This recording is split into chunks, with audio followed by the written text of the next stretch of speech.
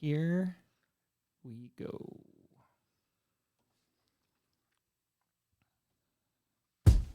What up, Mike? Toronto. VK on the beat. Check. I'm in Toronto where you wanna get the city love. I'm from Toronto where you wanna get the city love. I'm in Toronto like we wanna get the city love. My city love me back for my city love. Welcome to episode 1670 of Toronto Mic'd, proudly brought to you by Great Lakes Brewery, a fiercely independent craft brewery who believes in supporting communities, good times, and brewing amazing beer. Order online for free local home delivery in the GTA. Palma Pasta. Enjoy the taste of fresh, homemade Italian pasta and entrees from Palma Pasta in Mississauga and Oakville. Yes, we are open, an award-winning podcast from Moneris, hosted by FOTM Al Grego. Silverwax.ca. Use the promo code TorontoMike10 and save 10%. RecycleMyElectronics.ca. Committing to our planet's future means properly recycling our electronics of the past.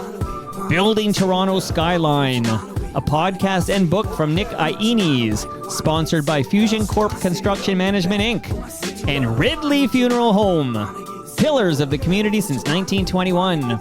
Joining me today, making her Toronto Mic debut, is Crystal Shawanda. Welcome, Crystal. Thank you so much. I'm so happy to be here. I am truly honored to meet you because I dove into your catalog of fine music, and you have one hell of a voice. Thank you. Honestly, what's your secret? I don't know. I love to sing. I think that's the biggest part of it is I love to sing. It's always been my lifeline. It's the thing that makes me happy, and when I sing, I feel like that's where I'm right where I'm supposed to be. Well, we're going to, I have a few songs loaded up. I have brand new music. I have sort of the start, and I have something in the middle that I think showcases the texture of your voice that I quite love. So we're going to hear, the listenership will hear how you sound throughout this episode. But I just want to acknowledge that you are not alone. So I just want to say there's a woman named Cat Bird in this room, and that's her real name, right, Crystal? Absolutely. She's the glitter glue in my life. So how do you know Cat Bird, real name? Well, we've worked together over at True North Records, where I was formerly at. And now I am back on my own record label, New Sun Music, which has been active since 2010. And I'm very blessed to have Cat Bird over on the team at New Sun Music. So she is truly the glitter glue in my life. Glitter glue. She is. She keeps everything together in a fabulous way. Okay. And she's right now, I see her. She's not on the mic, but I can see her. She's consuming a delicious premium lager from Great Lakes Brewery. Delish. May I crack one, Crystal? Since Cat Bird's drinking, I'd like to drink as well. Absolutely. Here. Okay. See, that's the sound right there. That's the sound right there. But you do not drink, is that right? Not really. I'm just not thirsty anymore. You got a Coke in front of you. I do. I'm thirsty for Coke, but I need Coca-Cola. Coke as a sponsor. You're telling me. Coca-Cola Classic. No. Oh yeah, we need to be clear. Because every time. So my boy just turned 11. What day was that? 2 days ago, and then we went out to eat, and he said because he's not allowed to drink regular Coke. You're drinking a regular Coke. We don't let the 11-year-old drink regular Coke because it's got too much sugar in it. Totally. But he's like, it's my birthday. Can I have a regular Coke? So. Yes, he got a regular Coke, and I said, back in the day, Coca-Cola had cocaine in it. Do you know this, Crystal? Yes. But that particular can in front of you does not have cocaine in it. No, it does not. And I figured out I learned that you can't just say Coke because people misunderstand. My years ago, I used to work with Doc McGee, who has worked with some of the biggest rock stars in the business, created Bon Jovi and Kiss. And I remember we were getting ready to do a show one time, and he was like, "Hey, Crystal, you good? You need anything?" I said, "Oh, I could show you some Coke." And he just looked at me kind of weird, and I was like, Coca-Cola, like to drink. Oh, yeah, because he was going to score you some Coke. Because that's how he rolls. He probably would have. And he looked at me, and after I said, no, just like Coke to drink. And he was like, oh, okay. I was like, I thought I left that behind in L.A. I heard it's making a comeback. I've never, so I've got at least a decade on you. let me do some math. I think I have more than a decade on you, actually. I've never seen cocaine, I mean. Like, I've never seen it. I'm sure Cat Bird has seen many a line of coke in her day. But like, okay, I'm not suggesting it, like, you know, the fact she's sniffing is because of that sweater she's wearing, okay? But I've never, I always have people on the show, and I can name names because they've been very honest, but like Peter Gross from City TV or Steve Anthony and John Gallagher, and they talk about the 80s working with their, I just think it was like Tony Montana and Scarface. Like there's a mountain of coke, okay? I've never seen coke. Like, I don't think I'm invited to the parties where coke makes an appearance. Have you seen coke, Crystal? I have. I walked into many places where just what you described of it being on the table, you know, whether it was, you know, with, you know, people, friends, and then also people in the music business and working with other bands and other musicians. And myself personally, I have an addictive personality. So I just always knew a long time ago, made a decision a long time ago to never venture, you know, in that direction, you know. Smart. The greenery is a different thing. But that's a herb, right? Yes, like, to me, very different thing. And Willie Nelson's still, you know, rocking in the free world. Right. Like, you'll hear about a George Michael. You'll hear about somebody who dies too early, too soon. And it's like, oh yeah, they did a lot of coke and the heart doesn't like it. I never hear about, oh, that guy, his heart stopped. Yeah, he smoked a lot of weed. I've never heard that. No. Come on. Snoop Dogg's going to outlive us all. Okay, absolutely. Crystal? All right. So I can't wait. You kind of alluded to your origin story, and I mentioned I've got something from the past, sort of like you're getting married. There's something old, something in the middle, and then something new that I've loaded up here. But where did you grow up, Crystal? I grew up on the Weequahic First Nations on Manitoulin Island, the largest freshwater island in the world. And I grew up on all styles of music and surrounded by music, and I just loved it. So that led me to Nashville, Tennessee, which is where I've been living for the past 21 years. And it's fair to say you drove from Nashville to be on Toronto Mic'd. Is that correct? Absolutely. I don't believe you. I feel like Bob Dylan here. I don't believe you. So Manitoulin Island, who are your inspirations? Like, I'm just curious about the origin story, because you signed to Nashville, RCA Nashville in 2007. I'm going to play your first single in a moment, which people will probably recognize. But who are the inspirations for Crystal Shawanda that made you think you could be a country music superstar? All the best ones. My parents listened to really old country music, like Loretta Lynn, Patsy Cline, Hank Williams, Johnny Cash. And my oldest brother listened to blues music like B.B. King, Muddy Waters, and Etta James. And then my other brother listened to Steve Earle, Dwight Yoakam, Tom Petty, and, you know, AC/DC. And so I had this really good education in music, and as far as my family was concerned, it wasn't a particular genre that was our favorite. It was just there's good music and there's bad music. It doesn't matter what genre is. Well, you threw AC/DC in there, so you're all over the map. I did, yeah. AC/DC, that's who taught me how to perfect the pinch in my voice. Is that who? That's who gets credit for that? Yeah, some of it. And then I also learned from Conway Twitty how to handle that pinch and that gravel in the voice. So I always went to different vocalists. These were my teachers, my first mentors, and they helped me learn how to control these different parts and textures of my voice. So I want to speak to the texture. And again, I feel like maybe I should be having this conversation after we play a little of your music for people who aren't familiar. They can hear what I hear. I hear ready for the highest compliment I've ever paid a singer. Are you ready? Sure. Are you sitting down? I'm sitting. It's Joplin-esque. Oh, thank you. I feel like that's the highest praise a singer can receive. I get that a lot. Like when we do, sometimes when I'm off the road and I'm home in Nashville, we do a residency gig at a blues bar called Bourbon Street Blues and Boogie Bar. It's over on Printers Alley. And so we like to play there. When we play there, I don't do originals. I do straight up all my favorite covers. And it's just a chance for me to hang out. It's not work. That's basically my social life. And I get to hang out with my friends, musicians who are my friends, and we play our favorite songs songs. And so every time people come in the club, they always request Janis Joplin. And I always tell them, okay, I'll do Joplin for you. I said, but you got to wait a little bit. I say, you can't pull out Joplin too early because, once you go Joplin, you can't go back, And I always tell That's them, a closer. next thing you know, I'll be sitting over at the bar finishing off the Southern Comfort. And when you guys are all done, I'll just be getting started. So, and then it makes them stick around longer and they wait for it. And I do a mean Joplin. I'll bet. What's your go-to Joplin jam? Piece of My Heart. If I want to really work that tip jug, Piece of My Heart. Well, that's a winner right there. Okay. I discovered that song. Again, I said I had over a decade on you, but as a kid, there was I don't know if it's Molson or Labatt's, one of the giant beer companies, licensed that song for a commercial. So I originally knew Piece of My Heart as like a beer ad. Like, this is my intro to Janis Joplin, essentially. But now that I've had 10 minutes of chatting with you and you're in my headphones here, I can hear the texture in your speaking voice.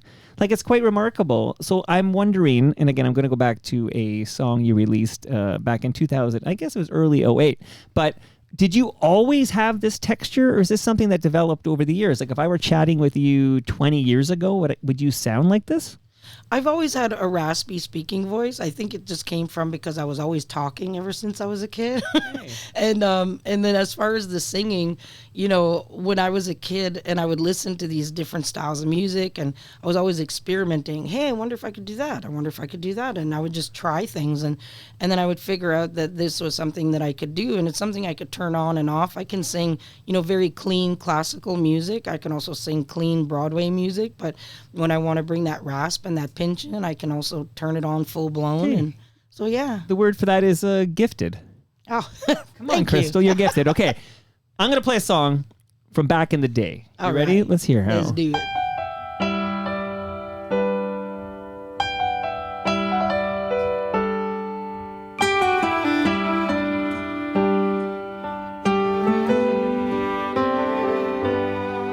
Wind blowing on my face, sidewalk flying beneath my bike.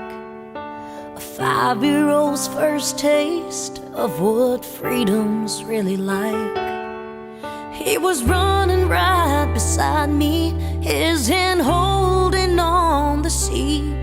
I took a deep breath and hollered as I headed for the street. You can let go now, Daddy.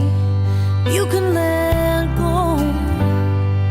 Oh, I think I'm ready to do this on my own. It's still a little bit scary, but I want you to know I'll be okay now, Daddy. You can let go.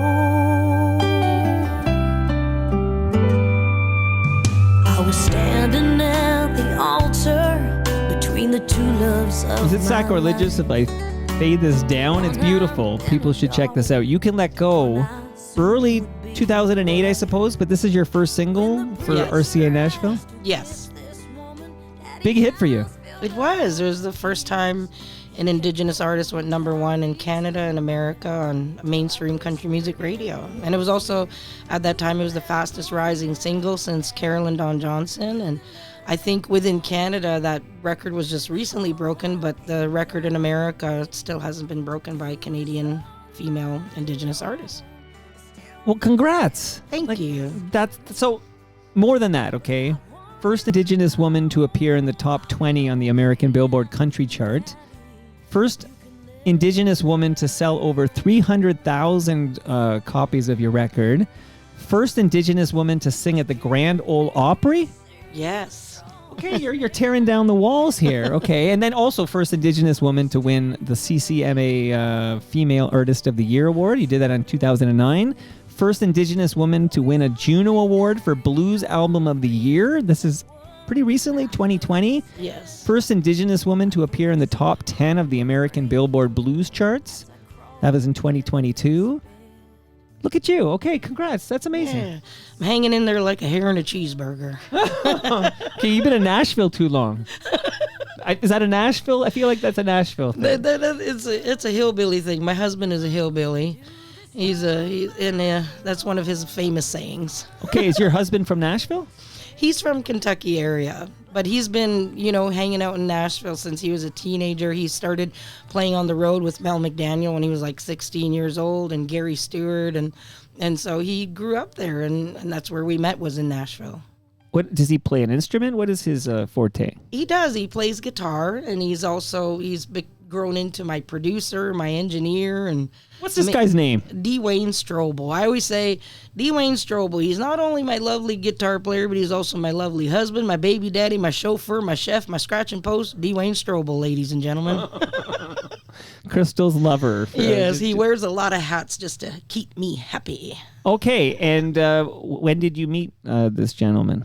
We met in 2003. We were both playing. So before You Can Let, I just wanted to find out, is he pre You Can Let Go or post You Can Let Go? He is pre, but he played guitar on the Dawn of a New, that whole album, that first country album, but he didn't produce it, though that was produced by Scott Hendricks. And so we were working with RCA at the time, and we were trying to be polite about everything and stay in our roles and our places. And so he was kind of more in the background than he is now. Now he like I said, he wears a lot of hats. Dwayne Strobel, and he produced your newest album, right? Sing Pretty Blues? That's right. He engineered, mixed it, and produced it. Okay, this is a talented mofo you've got here. He is. Does he know how lucky he is? I think so. Okay, it's a mutual love affair. He takes very good care of me and spoils me, and he lets me be the boss, so that's the most important thing. So how does an Indigenous woman from Manitoulin Island end up signed to RCA Nashville back in 2007? Like, how did that happen? Oh, a lot of hard work, determination, sacrifices. I first moved to Nashville when I was 16 years old, and I kind of went back and forth a couple times. Kind of gave up and went home at one point because, I was too naive to be scared. So I went knocking on doors I had no right to knock on. And one day I got lucky, and this producer said, come on back to the office, play me a couple songs, and played him some songs. He said, you're an amazing singer, but, Native Americans within country music, I don't see that working, and I don't think the country music fan base is ready for you or would accept you. And so I gave up. I went home. I went down a self-destructive path, and no matter what, I ended up back on a stage and back in front of a microphone. So I went back to Nashville, and this time it was not to get a record deal. It was just because I'm a singer. That's who I am. And I started playing clubs, particularly Tootsie's world famous Orchid Lounge down on Broadway. Easy for you to say. Yeah, it was the Purple Prison. It's a big purple bar, and I called it the Purple Prison because we were working 3 to 4 shifts a day, 6 days a week, and each shift is like 4 hours, and we were just down there all the time, and we built up a buzz. And next thing you know, I had songwriters, producers, and managers and record labels courting me, and I basically had my pick. And I picked RCA Records because that was the home of Elvis Presley, and that'll do it. Yeah, that was enough for me. It was like, if I could just work with this label and learn from the best of the best in the business, then it doesn't really matter what happens after that. So back then, Crystal, when one of these A&R, I don't know, these record guys or whatever, they call you Native American, do you correct them? Well, this was back in the night. It was the 90s. So back then we were still Native American. So even up here in Canada. Yes. So we didn't become the word Indigenous till like in the past 10 years. Okay, see, I did not know that. Yeah, I don't bother correcting people, though, because, I know who I am. You know who I am. There's, sometimes people are not aware of, like if it keeps changing, sometimes it's hard for people to keep track. And so, I allow for some grace and understanding. I just, like Indigenous, and then they catch on, and then they say Indigenous as well. But, Right. For me, I'm Anishinaabe. That's who I am. So, but I'm not going to expect anybody to know that, everybody to know that. Okay, I will say that if someone, again, what do I know, but Native American, I'd be like, well, actually, I'm Native Canadian. Right. A little confusion there when they would say Native American, but I was from Canada. So. Right, I go, Manitoulin Island is in Canada. But that was back in the good old days when they didn't know we existed. Right. And then the days I long for again. But, Right. just forget we're up here. And they probably, I'm going to guess country music fans just assume you're American and from Nashville at this point. Yeah, a lot of it, yeah, for sure. When I used to play down at Tootsie's, sometimes I would, people would come up to me and they'd be like, "What are you?" And I would tell them, again, it was the 90s, so I would tell them, "I'm Native American." They're like, "What's that?" There was actually some people who didn't know what that was. And I was like, I was like, well, like cowboys and Indians, like, whoa, and that was the only reference that I could give to them for them to, Sitting Bull or something. And I usually have some people would say, like, I thought you guys were all gone. Nope, right here. That makes me sad, to be quite honest. It was sad, So I was, for a lot of people, I was the first time that they'd ever been around one, and so it was kind of strange. But I'm always happy to educate and catch people up to date. Well, you're in that particular genre. Country music is kind of infamous for it's not the most welcoming collective for people of color. No, not always. There was actually times where when I did my radio tour where I would show up and they would be like, "Oh, I thought you just had a really good tan." Well, that leads to a question I have for you. I feel now we have a rapport. I need to ask you for your thoughts because of your perspective will be very important to me. But what are your thoughts on what we've learned about Buffy St. Marie? It's been really difficult, because I knew Buffy ever since I was a little kid. I first met her when I was like 11 years old. She came and played a festival in my community. And that was the first time I became aware of her because my parents didn't play her music. So I didn't even know who she was when she came to our community. But after that, the lady putting on the festival explained who she was and what she had done and all the, activism she did. And I thought that was incredible. So I started following her. And over the years, we would cross paths at award shows. And she was always very encouraging and always very sweet to me. And then, reading her book, her autobiography, I was just like, I cried so many times because it was the first time where I felt like somebody had experienced, even though everything came out the way it did, in her book and at her time back in the day, she had so many of the same experiences of, which is, racism in the music business.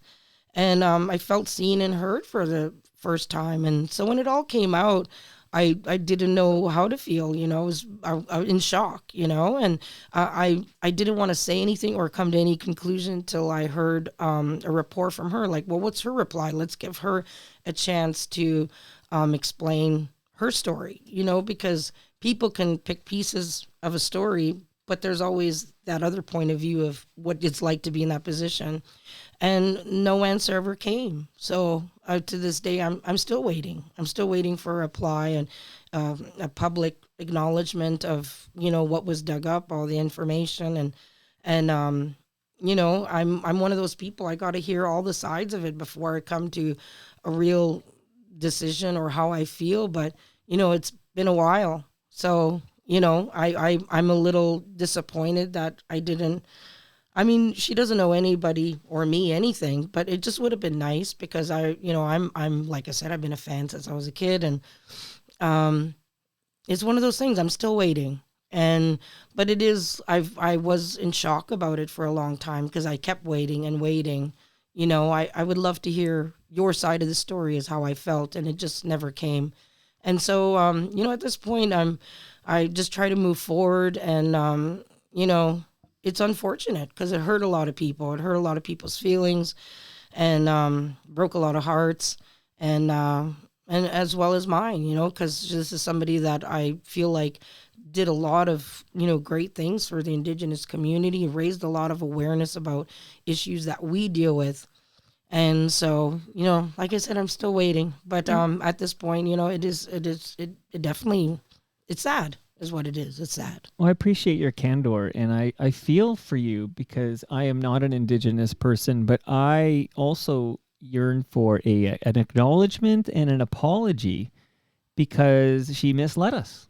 Yeah, for sure. You know, and that's what I kept trying to say. Like when it first all happened, people are like, "Well, what do you think of this? What's Sure. your thoughts on it?" And when I tried to say, "Well, I'm trying to wait for her side of the story," and I actually had some people almost turn on me, and they were like, "Well, maybe you're a pretendian too," and I was like, you know, you want to see my quantum letter? It goes back for hundreds and hundreds of years. Like, come at me, bro.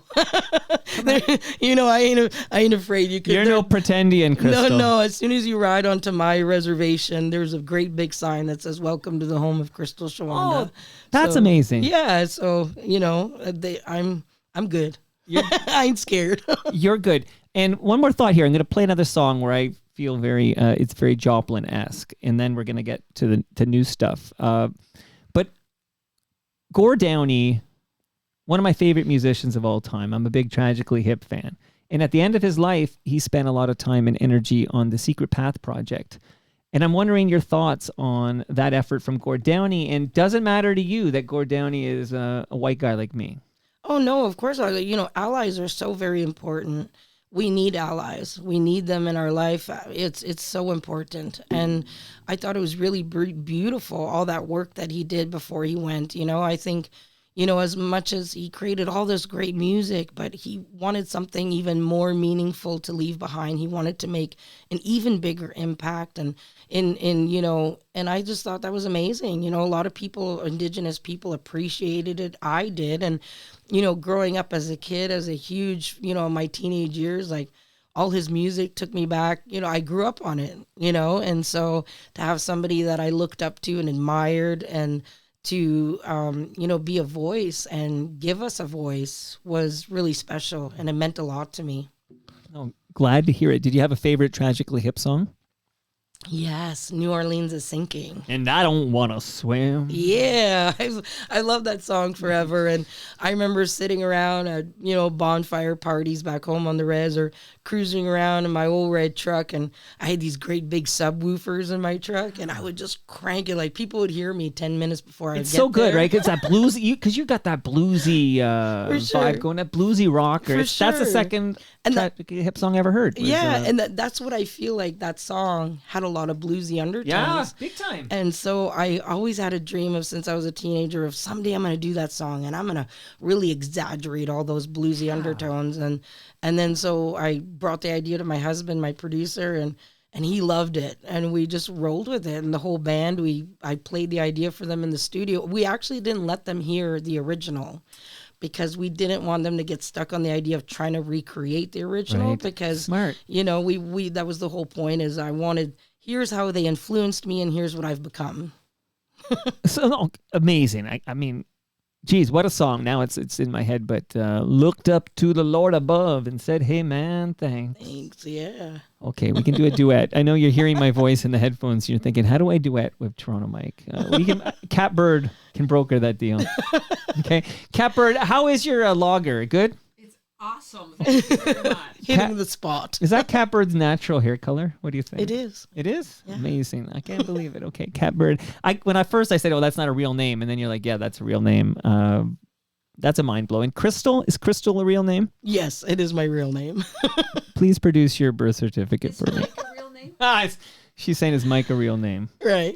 I'll never tell. We'll never know. Never tell. Like, I heard my roots are showing. Oh, yes. My roots are showing. I'm not going to reveal There you go. if it's a. By the way, just before we leave, you can let go. It went to number 1 on the Canadian Country Album Chart. I think you mentioned that, and number 16 on the Billboard Top Country Albums. Like, what a monster hit right out of the gate.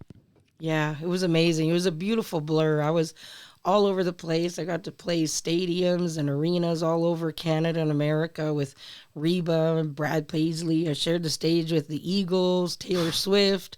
I played T-Swizzle. Yeah, that's my right. 9-year-old's gonna go nuts. when I Oh, tell that's her. awesome. Yeah, she was amazing. Oh, who's phoning me? I think that's T-Swizzle. Okay, please continue. So I'm gonna turn off my ringer. That's rude. That's rude. We actually played Stagecoach together. So it was me, Taylor Swift, the Judds, and the Eagles on the last part of the day. So. I hope you were the headliner. No, but the Eagles were the headliner, and bet. you know, that was one of those moments, some surreal moments of standing there watching the pink sky and watching the Eagles play, standing there with my band, looking like, how did I get here? You know what you say to yourself? Hell is frozen over. That's what you say when you're real. witnessing that. For real. But it was a beautiful blur, and you know. A beautiful blur, but why do you leave the label? I mean, you wanted to create your own. Is that the deal? New Sun Records? Well, it started out, you know, when streaming started happening, it changed the music industry. And at that time, RCA Records had laid off over 250 people on their staff. Whoa. And suddenly, all the people who were around me who created the album and the sound, all of a sudden, they were all gone. And it was all new people. And the head of the label brought me in his office, and I had a meeting with him and one of the head A&R people, and they said, we're on our way out. The head of the label was retiring, and he said, there's a good chance they might stick you on the shelf because the label is going to want to work artists that they discovered, not ones that were already there. Oh. And so I made the crazy decision to branch off and start my own label. And it was funny, when I walked out of the meeting, my husband was like, what happened? And I told him, and he was like, are you okay? Like, because I wasn't crying or anything. I was like, Right. yeah, I think so. I said, you know what? I think we should start our own label. And then that was the birth of New Sun Records in 2010. And your first release is I'll Be Home for Christmas. Yeah, we started off with because it was fall and it was just about to be Christmas. I said, let's keep the ball rolling and keep the fires burning. And so we put out a Christmas album just to feed the fans. And and then we just kept rolling. Then we released Just Like You, that album, and it won a Juno Award. Where's your Juno today? It's on my mantle at home. I used to keep all my awards like on a back shelf in the back office, and then I had a friend one time, you know, visit asking me, where do you keep your awards? And I told him, and he was like, why are you doing that? Bring them out. You should be proud. And Because if he didn't say it, I was going to say it. Okay? It's like stealing my thunder. I learned to be proud. He's like, there's a lot of people who would love to have those awards and who don't have them. And so, you know, you should acknowledge where you've been and celebrate. Be that. proud. Yeah, for sure. So now I'm proud. Glad to hear it. Do you know the name Blair Packham? I don't know. So Blair Packham, he was the founder, lead guy for the Jitters, which is probably before your time because you're born in the 80s. But I can tell you, yesterday he was my guest here. Oh, nice. And he's got some new material. And I said, I always promote who's next on the program. And he said I was going to love you. And I just want to tell Blair, if he's listening at home, that Blair, you're correct. I do love Krista. That's awesome. So Blair's a big fan. Okay. That's awesome. I'm going to play a bit of this song just to give us a taste of your vocals. This is not the new stuff yet, but then I'm going to give you some gifts for being here, Crystal, and then we're going to talk about the new music. You psyched? Awesome. All right. Sounds good.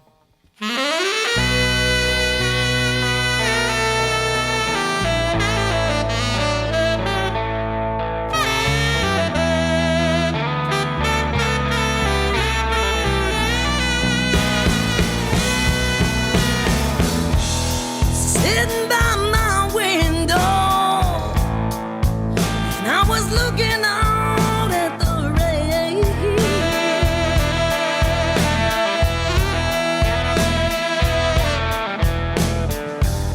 Sitting by my window, and I was looking out at the rain.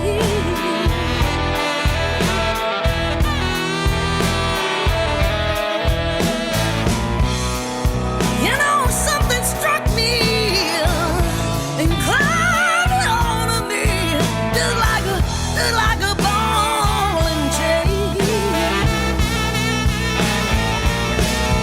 And I said, oh, baby, why you wanna do all these mean things to me?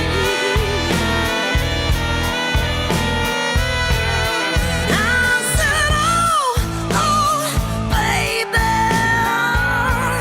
why you wanna do all these mean things to me?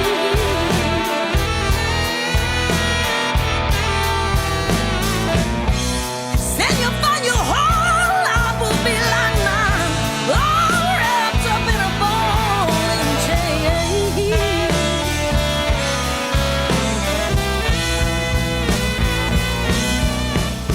Crystal, what are we listening to here? Oh, that's my cover of Ball and Chain, which was originally recorded by Big Mama Thornton and then later covered by Janis Joplin. I felt like I needed to like just show how Joplin-esque your vocals can be. So I grabbed this one because what amazing vocals. Thank you. I appreciate it. We actually recorded that one live off the floor in one take, and we wanted to do an album that would give fans that live feeling, because a lot of fans would tell us, like, we love your records, but I wish they sounded more like your live shows. And so, so that's what we did. We did that whole Voodoo Woman album live off the floor. And you can, Big Mama Thornton also wrote Hound Dog, but That's right, absolutely. A little known ditty. For sure. I grew up loving Big Mama Thornton because she had this big, powerful voice, and she was a strong woman, and she didn't take no crap from nobody, and she taught me to do the same. And then, and it's funny, when I was maybe 13, people always used to say, you sound very Janis Joplin. And I didn't grow up listening to Janis Joplin until people kept pointing that out. You said, I got to get Pearl. And then, so I went and looked it up. I was like, oh, I mean, I've heard her name before, but just nobody in my family listened to her. And then, so that's when I started digging up her music, and I was like, oh, okay, I get the reference, I'm buds with a guy named Bill King, great pianist. Nice. And he played with Janis. Wow, that's So very I hit him cool. up for all my Janis stories. That's so cool. Man, so cool. What's cool is, okay, so I'm going to run down the swag you're getting for making the trek, because you did drive all the way from Nashville. We did, all the Okay, way from so Nashville, Tennessee. Do you enjoy Italian food? I do. It's actually my favorite. I have just delivered today. It's in my freezer. I have a large lasagna for you from Palma Pasta. They're not in Nashville, unfortunately. They're in Mississauga and Oakville. Nice. I feel like Catbird, it's worth the drive for Catbird to check out Palma Pasta. Go to palmapasta.com. So they've sent over lasagna for you, and I will let the listenership know that Palma Pasta will feed us at TMLX 18 on June 26 from 6 to 9 p.m. at Great Lakes Brewery, which is here in South Etobicoke at 30 Queen Elizabeth Boulevard near Royal York and Queensway. And, of course, we're already enjoying our Great Lakes beer. Ridley Funeral Home. Hold on. You can take us home.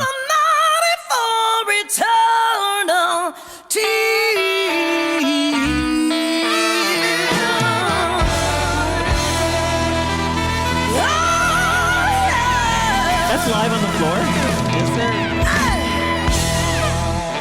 There's a series on Netflix called Adolescence. I don't know if you've caught this. I haven't seen it 4 yet fully episodes. But what's remarkable is every episode is one take. One okay, uninterrupted I saw take. that. That's why I saw the description of it. I was like, wow, that's going to be interesting. And it's amazing, actually. You can't believe it till you see it. But I'd say they got nothing on you. Okay? Oh, thank Come on, you. one take, Crystal. Ridley Funeral Home has sent over it's a measuring tape for you, Oh, I Crystal. love this. Handy you never know if you have to measure something. Stick that in the purse. Oh yeah, for sure. I'm always measuring stuff. You're always measuring things. I am. I don't need to know anymore. I don't need to know what you're measuring. Everywhere I go. But I know my daughter is going to steal this from me. Well, because your daughter is American, is that right?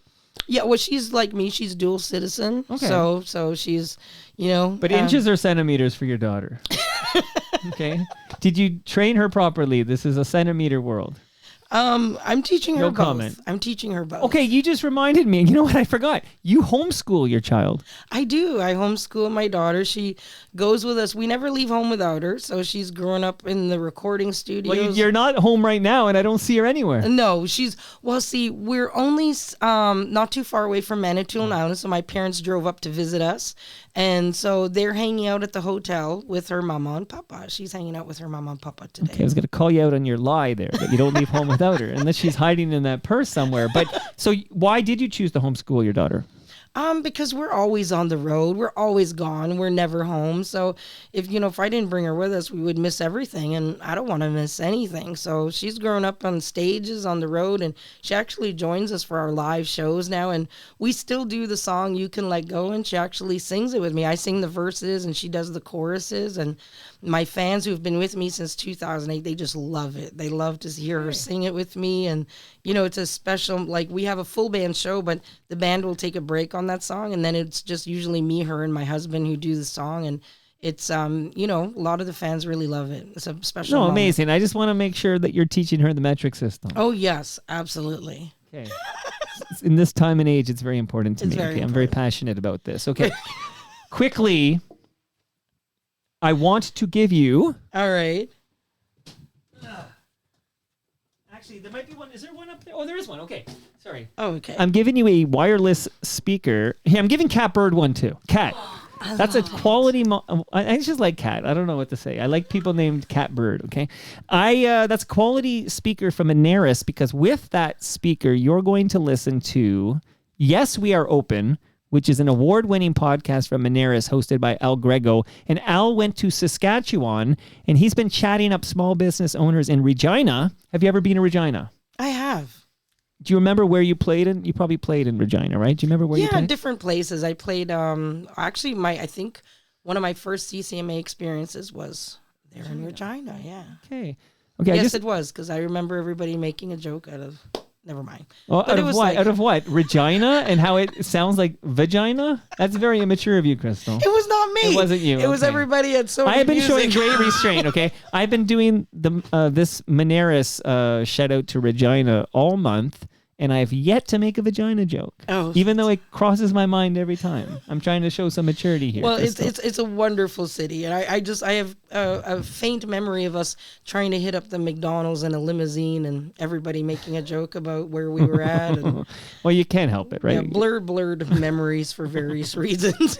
Well, Kevin Toth is the president of Prairie Flying Service, and he was chatting with Al about the storied history and rich legacy of the company, which began in 1946, founded by 4 World War II pilots. So listen to Yes, We Are Open. Season 8 is dropping now. Awesome. There's a new podcast I recorded this morning. It's for Nick Iones, and the podcast is called Building Toronto Skyline, and it's all about the CN Tower, which turns 50. It's 50 years old now, and it's Amazing. we talked to a guy who worked on building the CN Tower 50 years ago. Wow, that's amazing. It is amazing, and I urge people to subscribe to Building Toronto Skyline. Thank you, Nick Iones. I would like to thank, I want to make sure I don't miss anybody, but Silver Wax is the newest, the freshest sponsor of Toronto Mic'd. Silver Wax makes pro-grade auto care and cleaning technology easy for everyone to use. They have kits for beginners, experts, or professionals. Everything you need. People can go to silverwax.ca and use the promo code TorontoMike10 at checkout. You save 10%. Silver Wax is proudly Canadian, just like you, Crystal. Awesome. And I can't believe it, because I have one of the best kits they sell at silverwax.ca. This whole bucket, and I don't know if that's going back to Nashville. I don't know. You maybe Cat Bird and you share it. I don't know. But that bucket with these 2 spray bottles, you can detail the interior and exterior of your automobile, your trailer, your boat, whatever, your bike. That's what I'm going to use it for. Just you're going to be like, wow, Silver Wax does the job, and everybody does. can again go to silverwax.ca. I am going to do one last piece of love, and of course, it is for recyclemyelectronics.ca, because if you go to recyclemyelectronics.ca and you put in your postal code, this will not work in Nashville, but Cat Bird can do this. In the Hammer, put in your postal code and find out where you drop off your old cables, your old electronics, your old devices, and then it can be properly recycled instead of those chemicals ending up in our landfill. You got it, Cat Bird? I got it. She's got it. Okay. Can I play some new music? Yes, that would be amazing.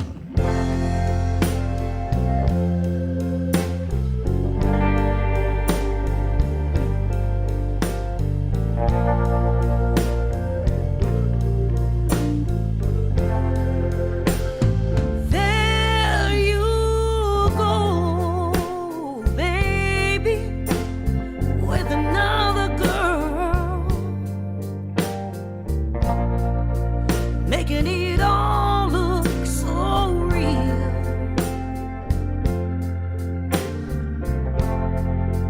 You held her love in the palm of your hand, but do you really know just how it feels?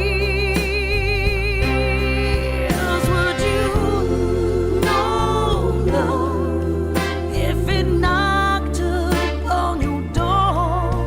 Would you leave it closed just like you did before? Would you know love if it looked you in the eye? Would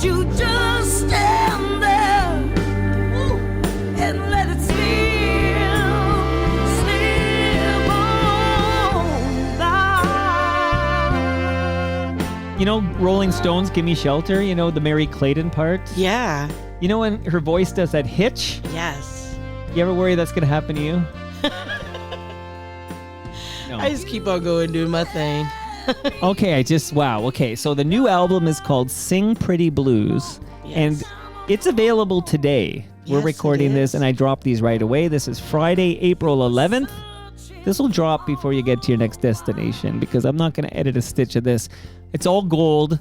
People can get this new album today. Tell me about Sing Pretty Blues. This is the first single. Yeah, this was the first single off the album, and you know this the title of the title track, "Sing Pretty Blues," was actually inspired by a conversation I had with a photographer. I was coming off stage after a show, and he was like, "Hey, Crystal, great show. You sounded amazing as always. I think I got some good shots, but I don't know. You don't sing pretty," he said. So it's hard to get a good picture sometimes. I was like, what's that supposed to mean?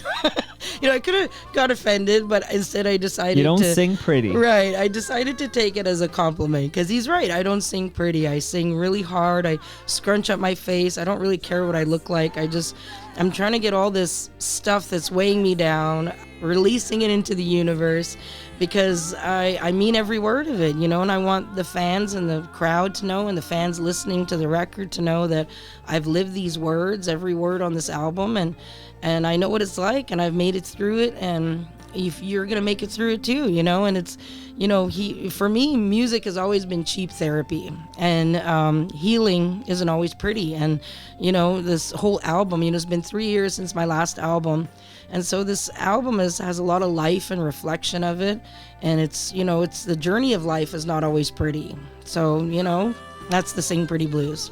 And how was the album release show at the Lula Lounge yesterday? It was amazing. There was a lot of friends and family, and when I say friends, I mean my fans, because a lot of the fans that were there last night have been with me since the very beginning, like since 2008. And it's incredible to see them still coming to my shows, and they've been a part of my journey, all the changes from country to blues, and having my baby and watching her grow up. And now when they come to see me, they bring, you know, Easter baskets for my baby and Christmas presents for my daughter, and you know, and it's really incredible. You know, like they say it takes a village, but to be honest, we don't really have a village. It's me and my husband and my parents, and that's pretty much it. You know, she has 2 wonderful uncles, but she doesn't get to see them that often, and so we have this big community of fans who are watching her grow up, and I feel like they genuinely love her, and they show her love, and I'm really grateful for that. What's Would You Know Love, the song we're listening to right now? What's that about? The song is all about, you know, like it's calling somebody out, like, would you know love? Because you know, sometimes in this life, you know, people get burned so many times that they become weary and of love, and sometimes people call it quits way too soon, you know, way too easy. People get in a little fight and then they break up, and you know, and sometimes you got to stick it out. You know, obviously if it's not a healthy situation, don't stick around. But you know, if it's just because you have different interests or different tastes, or you come from different worlds, like sometimes it's great to learn a new POV. So this song's about, when I sing it, it makes me think of all the people who wouldn't be in my life, not just my husband, but people who I've worked with, people, friends, you know.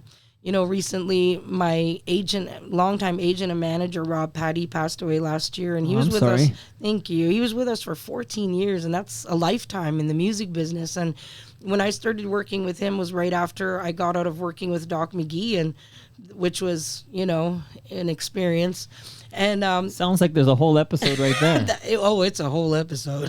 That's the real talk. Next, part 2. So I was weary. I was scared, and you know, but I gave Rob a chance, and he became our friend. Beyond being a manager and agent, he became our friend, and he mentored us and guided us, and was so patient in teaching us. And you know, he wasn't just our manager and agent; he was someone to dream with. So when this song, I get very emotional because I think, like, wow, I would have missed out on that whole 14 years if I didn't just, you know, and because there's all kinds of love, you know, and we loved him very much. So it's one of those things, you know. It's like that's what I think about when I sing that song, is what I would have missed out on. Well, I'm gonna just piggyback on that sad sentiment there as you remember somebody you cared about, to say that I learned yesterday that FOTM means friend of Toronto Mic'd. Okay, when you come on Toronto Mic'd, you become an FOTM. Crystal, you're now an FOTM. Yes. Welcome to the club. Woot woot. A fellow FOTM is a longtime A&R guy whose name was Mark. And Mark came on because he's the guy who introduced the Bare Naked Ladies to Seymour Stein at Sire. His name's Mark Nathan. He discovered, do you remember Can? Yes. Okay. He basically discovered them and got them their record deal. And Maren Cadell, do you remember this name, the Sweater song? Yeah, the sweater song. So he discovered him, and we had a great chat about it a few years ago. And then yesterday I learned Mark Nathan passed away. He died at the age of 70. So the listenership should be aware that there will be a tribute to Mark Nathan dropping in the Toronto Mic'd feed tomorrow, which is Saturday. So listen for that on April 12. Mark Nathan gone too soon. He actually always, when I chatted with him, he had I think his kidneys were failing, and he had diabetes, and he had some health concerns. But he always seemed to overcome these concerns, and then it finally caught up to him, and we lost Mark Nathan. So I just wanted to take a moment to remember a great FOTM who I loved my conversation with Mark, and again, we'll remember him in the next episode of Toronto Mic'd. Now, Crystal, I know I only played the 3 songs, but, that first song, it sounds like you're embedded in Nashville as a country music superstar. But as I listen, it gets bluesier and poppier, and it doesn't sound like country at all. No, There's no country left. What's going on? No, there is a couple on this new album. There is a couple songs called Too Far to Turn Around and Dirty, and I've actually been carrying those songs around since I recorded my first album, Dawn of a New Day. They were Too Far to Turn Around was actually written by Corey Mayo and Gretchen Wilson, and they pitched this song to me, and I fell in love with it, but the record label wouldn't let me record it because it didn't fit the brand or the image they were going for. Stop trying to control Crystal. This is why you had to go out on your own and create your own Exactly. It's artistry, So I've been carrying this song for a long time, and I switched to blues several years ago because everybody at radio kept saying, you sound really blues. And, at that time when I left country music, it was about 2015, country music radio became very poppy, and everybody was using, synthesizers and the big bass and all that, and it's just not what I was, nothing against. Sound like Florida Georgia Line, and stuff like that. It was like a hip hop blend almost. It was. So, and it's just, and nothing against it, but it's just not what I wanted to do, So that's what I branched out. I listened to everybody who was giving me input, and I said, okay, well, since I have my own label, I'll record a blues album. And then I did it, and it was like letting a bird out of a cage. I felt free. I felt like I could sing anything I wanted, all the things that I really wanted to sing. Because when I recorded that first Dawn of a New Day album, and I recorded You Can Let Go, my producer was very conscious of it constantly. He was always reeling me back. He's like, okay, let's bring it down a little bit. He was always kind of shrinking me down. He'd be like, we don't want to scare away the country music fan base. So less grit, less growl. Don't sing too many high notes, too many embellishes, too many runs, and Jeez. And so no wonder I don't like country music. I'm sorry. I said it out loud. Sorry, I should have just thought that. For me, swinging blues music was like, this is what I'm supposed to do. And then I came, really determined to prove how blues I am, and I'm not country anymore. But then I missed parts of that country soul that I have. And so on this new album, it's definitely a blues album, but there's also a lot of country soul as well. Okay, I wondered, just because you are not a you're not a white person, Crystal. Like in country music, we said it off the top, it can be very difficult for non-white people in country. This is what I understand. For sure. I'm never been in country music, as you might. I loved Kenny Rogers though as a kid. I'm just throwing it out there. My mom played a lot of Kenny Rogers. Yes, my mom did too. She loved Kenny Rogers. All moms love Kenny Rogers. Is that correct? They do. They just do. Something about him. Something about that wonderful man, the late great Kenny Rogers. For sure. But did you experience any racism in your the country music chapter of your career? Yeah, definitely. Sometimes, like I said, I would show up to radio stations, and I remember one time, and sometimes it wasn't like mean racism. Sometimes it was just like plain ignorance. Like I remember one time doing an interview, and the DJ was like, "Oh, I was half expecting your hair to be blowing in the wind like Jim Redcorn on King of the Hill." Dude, I am a King of the Hill fan. That boy ain't right. And exactly. My husband always says that. He says, "Why do you sound like Bobby Hill?" And Bobby's voice is a woman. So. Oh, really? Well, then that would make sense. Pamela Adlon, I believe is her name. Oh, that's so funny. But yeah, that's where that, sometimes I'll experience that. And then sometimes Like they want feathers in your hair? I think sometimes they would expect that. And and sometimes it was mean, but it was very subtle, sometimes people people are sometimes very good about hiding their racism, but they let you know, but the rest of the room may not know. And we live in an era where the president of the United States, and I won't get you in trouble because I know you have dual citizen, right? Yes, I do. Okay, they can't stop you from going home.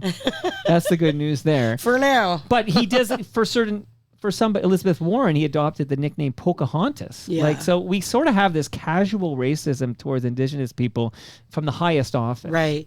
We were making so much progress. It was getting so good, and there had been so much, more representation than ever, like the Indigenous people in big movies and TV shows, having their own successful hit series, winning awards at the Oscars, at the Emmys, and in the music world, and then all of a sudden we just hit this wall, and it feels like we've gone back like 20 years, and it's wild, it's crazy, and it's given, I'm not a politician, but what I do notice is that it's almost like it's given people permission to be, to not hide their racism. Yeah, and no, so that's how I feel too. I've lived in Nashville for 21 years, and I've never had an overtly racist experience.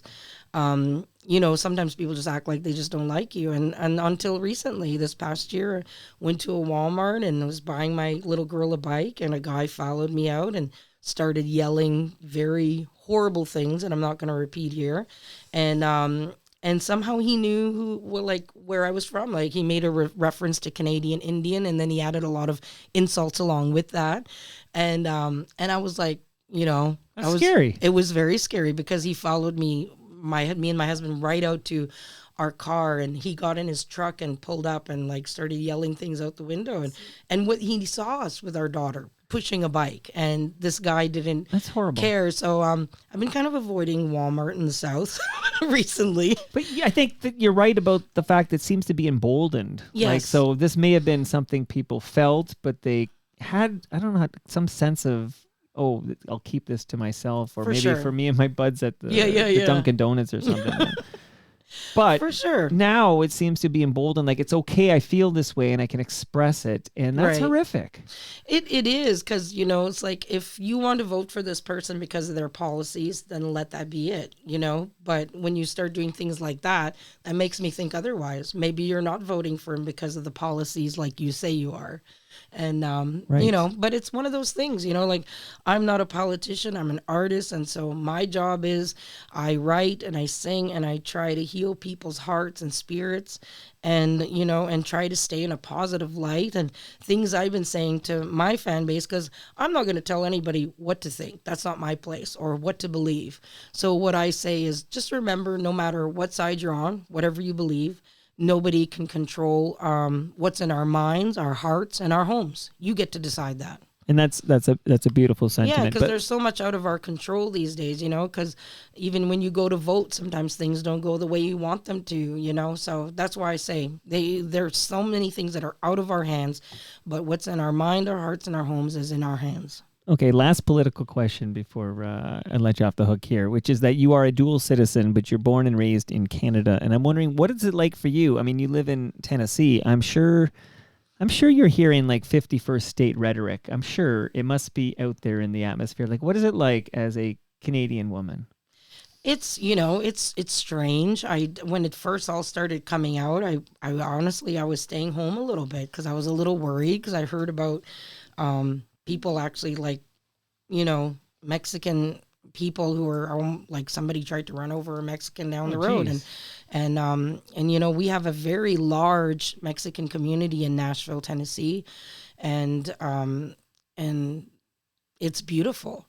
There's one part of town, Nolansville Road, it's called, and they have like Little Mexico, and I go shop there all the time, and I feel at home when I'm there, and so it's sad to see, it's very sad, and but for myself, I try to just focus on the music, focus on the good, and I do my part as a human being to treat other human beings the way I want to be treated, and that's all we can do at this point. And so that's kind of where I'm at. And, I express that I am a dual citizen. My grandpa flew both a Canadian flag and an American flag in his front yard my whole life. And my dad always expressed that to me and my brothers that, this is your right to live and work in both countries. And my family has always exercised that. My aunts, my uncles, my parents. We started going to Michigan when I was a little kid for cherry picking every summer. So it's always been a big part of my life. America, Canada, for us, there was no border. It was all home to us.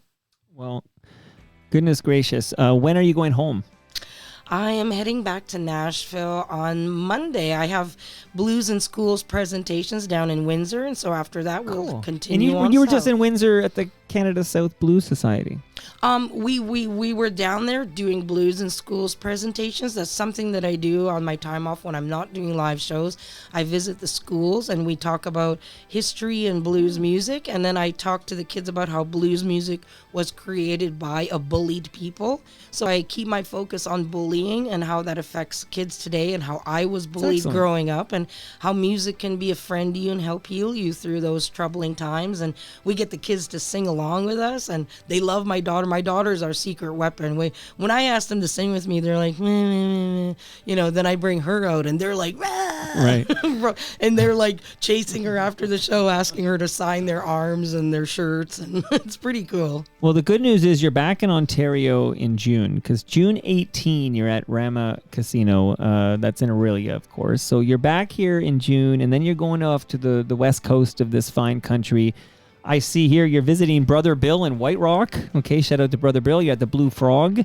Then you're I love the Blue Frog. Yeah, and then Nanaimo, you're at the Queens and Blues and Roots Expo, and then you're in Nanoose Bay, which I'll pretend I've heard of that. That sounds like a wonderful place. In Parkersville, Victoria, I've been there.